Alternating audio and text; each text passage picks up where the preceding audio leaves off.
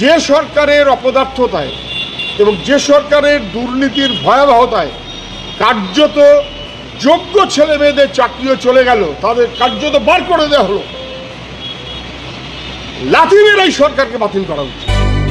High court যা বলেছিল, supreme court তাকে কার্যত মান্যতা দিয়ে বলল যে এটা এমন ধরনের অপরাধ হয়েছে, দুর্নীতি এত ভয়াবহ এবং গোটা নিয়োগ প্রক্রিয়াকে যেভাবে কলুষিত করা হয়েছে, এটা রিপেয়ার করার মতন কোনো সুযোগ নেই।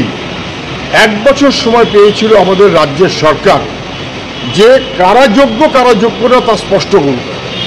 1 বছর লেগে গেল, সরকার যোগ্য অযোগ্য স্পষ্ট করতে পারল না। কত টাকা খেয়েছে কিছু অযোগ্য অপদার্থ, যাদের টাকা নিয়ে চাকরিতে ঢুকিয়েছে রাজ্য সরকার এবং শাসক দল, তাদেরকে রক্ষা করার জন্য যারা যোগ্য তাদেরকে খারিজ করতে হলো।